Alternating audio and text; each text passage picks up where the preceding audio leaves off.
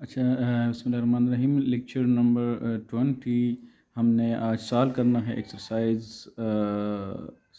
1.5, ठीक है, class 9 mathematics. क्योंकि पिछले हमने पढ़ा मल्टीप्लिकेशन ऑफ मैट्रिसेस, फिर उनमें हमने कुछ लास्ट पढ़ी, उसको हमने प्रूव किया, और फिर हमने ट्रांसपोज ऑफ मैट्रिसेस पढ़ी, आइडेंटिटी मैट्रिक्स ऑफ मल्टीप्लिकेशन हमने पढ़ ली इस तरह, ठीक है। Distributive law over the addition, commutative law of multiplication in matrices, is the associative law of matrices in multiplication, ठीक है। ये चीज़ें हमने पढ़ ली। उस बेस पे आज हम कुछ हमारे पास ये एक्सरसाइज, उसमें कुछ क्वेश्चन है। सबसे पहले क्वेश्चन ये है कि show that which of the following matrices are conformable for multiplication. Multiplication में हमने ये पढ़ा हुआ था कि मल्टीप्लिकेशन हर मैट्रिक्स की आपस में नहीं हो सकती, बस उसमें कुछ मैट्रिसेस है कि उसकी मल्टीप्लिकेशन वो पॉसिबल है। और वो ये चीज़ थी कि हमारे पास जो कॉलम्स हो फर्स्ट मैट्रिक्स का वो बराबर होना चाहिए रोज़ ऑफ सेकंड, जो है ना, कॉल मैट्रिक्स के बराबर। तो हम यहाँ पे ये देख लेते हैं, जैसे यहाँ पे देख ले तो इसके रोज़ हमारे पास ए बी को हमने मल्टीप्लाई करना है, तो इसकी कॉलम हम देख लेते हैं, इसके रोज़ के बराबर है। हाँ, ये क्योंकि इसमें एक ही कॉलम है और यहाँ पे एक ही रो है, तो ये इसकी मल्टीप्लिकेशन पॉसिबल। इस तरह हम ए बी को, बी सी को, सी डी को, ए डी को और बी सी को आपस में देख लेंगे, ठीक है। तो इस तरह ये सॉल्व कर लेंगे। इसको गो थ्रू करते हैं। A is equal to question 2 की तरफ आते हैं। If A is equal to the, B is equal to the, is it possible to find A B. हम ये पूछ रहे हैं कि हमें ए बी पॉसिबल है, तो हम ये देख लेते हैं कि इसकी अगर कॉलम्स हमारे पास बी के रोज़ के बराबर है तो उसका मल्टीप्लिकेशन पॉसिबल है। तो येस, यहाँ पे हमने मल्टीप्लिकेशन में हम ये देख लेते हैं कि इस पहले वाले मैट्रिक्स की अगर कॉलम्स दूसरे वाले मैट्रिक्स के रो के बराबर है तो इसकी मल्टीप्लिकेशन पॉसिबल है। तो कॉलम 1 कॉलम 2, रो 1 रो 2, ठीक है, रो इन कॉलम बराबर है तो इसमें मल्टीप्लिकेशन पॉसिबल है। दूसरा जो से उसमें ये पूछ रहे हैं कि is it possible to point B A. तो बी ए पॉसिबल है कि नहीं। इन बी को अगर हम ए में मल्टीप्लाई कर ले तो यहाँ हम देख लेते हैं कि इसमें कॉलम बी ए में हम किस तरह होगा कि बी पहले होगा ए बाद में। तो पहले वाली के हम कॉलम देखते हैं और दूसरी वाली की हम रो देखते हैं, ठीक है।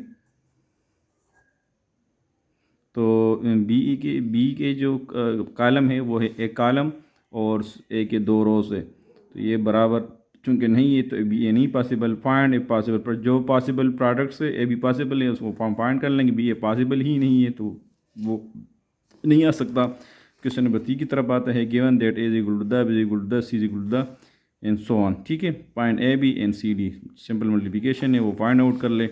पहले इसकी कन्फर्मेबिलिटी चेक कर ले कि मल्टीप्लिकेशन पॉसिबल है कि नहीं है, यानी रो और कॉलम की के नंबर्स चेक कर ले। अगर पॉसिबल है तो मल्टीप्लाई कर ले, पॉसिबल नहीं है छोड़ दे। क्वेश्चन नंबर 4 की तरफ आता है कि let A is equal to the, B is equal to the, find A B, does B exist.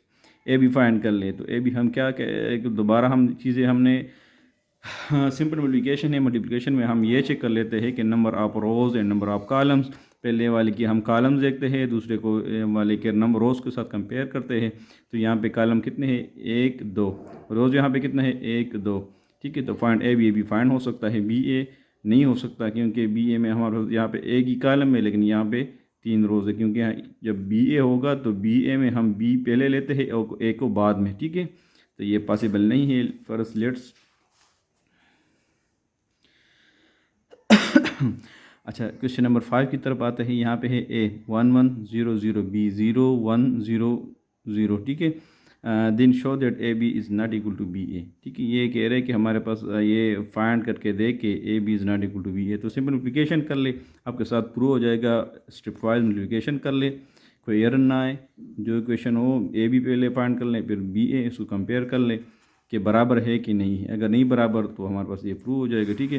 Next जो हमारे पास क्वेश्चन नंबर 6 है वो है if A is equal to the then find A into A, ठीक है। अगर ए हमारे साथ बराबर है इसका तो आप ए को ए के साथ मल्टीप्लाई कर ले। सिंपल मल्टीप्लिकेशन प्रैक्टिस से वो कर लें, ठीक है। If A is equal to the, B is equal to the, is A B is equal to B A. दोबारा मल्टीप्लिकेशन प्रैक्टिस से आप मल्टीप्लिकेशन कर ले। मल्टीप्लिकेशन के साथ के लिए हमारे पास वही दोबारा मैं बताता हूँ, बार बार बता रहा हूँ कि आपने पहले वाले के कॉलम दूसरे वाले के रोज़ देख लेने हैं। अगर बराबर हो तो मल्टीप्लिकेशन पॉसिबल होगी। ए बी देख लें, अगर कन्फर्मेबिलिटी शो करती है तो ए बी मल्टीप्लाई कर ले, फिर बी ए को मल्टीप्लाई कर लें। अगर कंपेरेबिलिटी आपस में शो करती है, फिर उसकी जो रिज़ल्ट आ रहा है ए बी का और बी ए का, उसको कंपेयर कर ले, अगर सेम बराबर आ रहा है तो ये प्रूव हो जाएगा। ठीक है, ठीक है। Next question, question number A कह रहे कि A is equal to the, B is equal to the, C is equal to the, then find A B into C and A into B multiplication of B C. ठीक है, यानी bracket वाले को हम पहले सॉल्व करते हैं, बाद में बाद वाले को उनके साथ जो भी ऑपरेशन हो दरमियान मल्टीप्लिकेशन या एडिशन वो करते हैं। ठीक है, तो आप इसको सबसे पहले क्या कर ले, पॉइंट ए भी पॉइंट कर ले, सी को मल्टीप्लाई कर ले, देन बी सी मल्टीप्लाई कर ले, ए को उनके साथ मल्टीप्लाई कर ले। ठीक है, तो हमारे पास उन्होंने क्वेश्चन दिया हुआ है कि A B into C and B C into A. ठीक है, determine whether A B C is equal, अभी ये कह रहे हैं कि आप डिटरमाइन कर ले, ये भी मेंशन कर ले कि आया ये जिनका दोनों का आंसर आ रहा है वो बड़ा ठीक है कि नहीं। इंटरप्रेट, यानी ये भी बताया कि which law of multiplication this hold result shows. ठीक है, अगर ये हमारे पास एक चीज़ दूसरे का बराबर है तो ये कौन सी लॉ होगी। पहले इसलिए हमने पढ़ा हुआ था associative law of matrices under multiplication. ठीक है, कोई भी तीन मैट्रिक्स आप लें, उसकी आप जस्ट ये कर लें कि पहले दो को मल्टीप्लाई करके तीसरे के साथ दिन, और या ये कर ले कि पिछले वाले दो को आप मल्टीप्लाई कर लें पहले वाले और बाद में पहले वाले के साथ। अगर ये होल्ड करती है तो इसको हम कहते हैं law associative law of multiplication under associative law of matrix under multiplication. तो ये भी बताया। ठीक है, तो यहाँ पे ये जो लॉ है वो एसोसिएटिव लॉ है। Verify that A into B plus C. ठीक है, ये distribution law of multiplication over addition है, distribution of multiplication over addition है। डिस्ट्रीब्यूशन हम कहते हैं तकसीम को। ठीक है, तो ओवर एडिशन, एडिशन के ऊपर एडिशन पर मल्टीप्लिकेशन है। ठीक है, तो ये आप प्रूव कर लें। इनके लिए इन्होंने कुछ एग्जांपल के तौर पर दिए हुए है कि ए बी सी मैट्रिसेस है, उसको सॉल्व कर लें। नेक्स्ट क्वेश्चन नंबर 10 है, let I is equal to, यानी identity matrix is equal to the, A is equal to the, B is equal to the. तो आप फाइंड कर ले, ए आई फाइंड कर ले, यानी ए को के साथ आई मल्टीप्लाई कर ले, दूसरे में बी के साथ आई मल्टीप्लाई कर ले, आइडेंटिटी मैट्रिक्स। ठीक है, फिर ये कह रहे हैं कि prove that A is equal to the, B is equal to the, B A plus B whole transpose is equal to A transpose plus B transpose and A minus B whole transpose equal to the. ठीक है, ये prove कर ले। आप पहले ये कर ले कि ए बी को जमा कर ले, होल ट्रांसपोज ले, फिर इस तरह कर ले कि बराबर होने चाहिए ये ए ट्रांसपोज। इस तरह जस्ट आप स्टेप वाइज जब आएंगे तो आपको पास चीज़ें आती रहेगी। ठीक है, दूसरे क्वेश्चन में है कि आप सी डी इसके बराबर है, तो सी प्लस डी, पहले सी प्लस को यानी सी मैट्रिक्स को डी के साथ जमा कर ले, होल ट्रांसपोज ले ले, और ये बराबर होना चाहिए। अगर सी मैट्रिक्स का आप ट्रांसपोज लेंगे जमा डी का ट्रांसपोज लेंगे। ठीक है, क्वेश्चन नंबर 12 की तरफ आता है, if A is equal to the, B is equal to the, show that A B whole transpose equal to B transpose A transpose. पिछले वाले लेक्चर नंबर 9 में इसको हमने कवर किया हुआ है और इसको बाकायदा हमने प्रूव किया हुआ है एग्जाम्पल्स के साथ। ठीक है, इस तरह सी को फाइंड कर ले। ये कह रहे हैं इसमें एक इंटरेस्टिंग ये है कि जनरल फॉर्म मैंने दिया हुआ है कि ए बी की ट्रांसपोज आप ले, सी की ट्रांसपोज ले, इस पर सी की दोबारा ट्रांसपोज ले, तो ये आपके पास बराबर होगा सी का। तो ये एक बहुत MCQs की तरह के लिए भी आप आ सकते हैं। नोट कर ले इसका अपने साथ कि अगर एक आया किसी भी मैट्रिक्स के हम दो दफ़ा ट्रांसपोज लेंगे तो वो अपनी जो ओरिजिनल मैट्रिक्स है उसके बराबर होगा कि नहीं। तो उसको आप एक कोई भी मैट्रिक्स ले, 2-4 मैट्रिक्स उस पर कर ले तो आपके पास प्रूव हो जाएगा ठीक आ रहा है कि या नहीं। ठीक है, फ़र्ज़ करें हम ले लेते हैं कोई भी, let suppose C is a matrix is equal to 5 -1 3 2। ठीक है, इसका मैं ट्रांसपोज ले लेता हूँ, इक्वल टू 5 -1 3 2। फिर दोबारा मैं ट्रांसपोज लेता हूँ,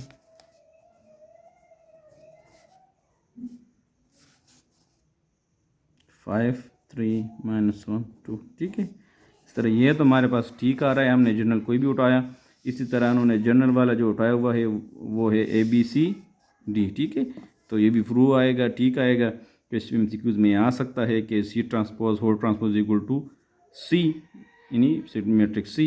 ठीक है, लास्ट क्वेश्चन जो है वो हमारे पास, if A is equal to the, B is equal to the, show that A B is equal to whole transpose is equal to A transpose into B transpose.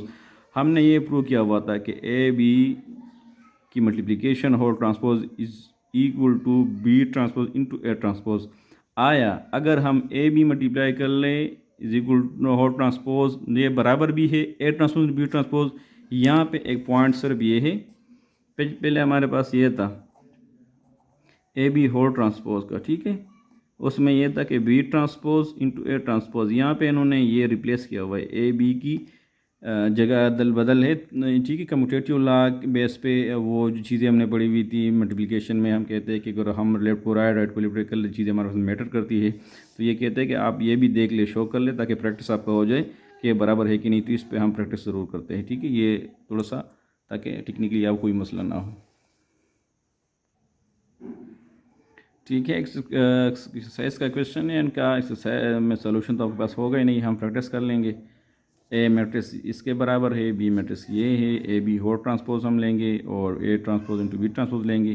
तो देखते हैं, पहले राइट लेफ्ट साइड को लेते हैं, ठीक है। Let's suppose this is left hand side and this is right hand side, दोनों का फिर कंपेयर कर लेंगे क्या हमारे पास आ रहा है, ठीक है। लेफ्ट हैंड साइड मैंने ले ली, लाइक ए बी और ट्रांसपोज, ठीक है।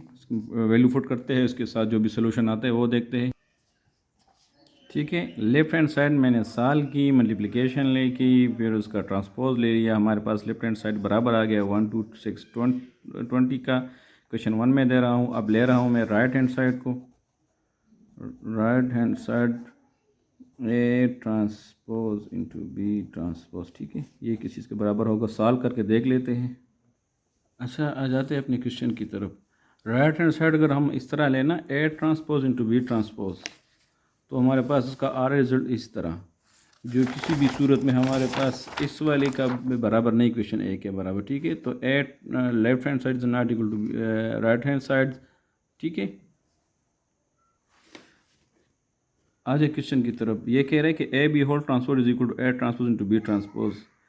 अगर हम इसके आंसर जहाँ पे बुक में आंसर दिए हुए हैं वो ठीक आ रहा है, ठीक है, लेकिन उन उसकी अगर हम देख लें ना, तो वो इस चीज़ के लिए ठीक आ रहा है। अगर वो हम यानी कि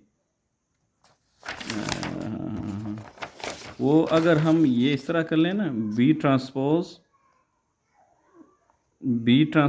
into A transpose right hand side ट्रा लें, तो उसके लिए फिर वो ठीक आ रहा है, वो 126 1 2 6 एंड 20, ठीक है।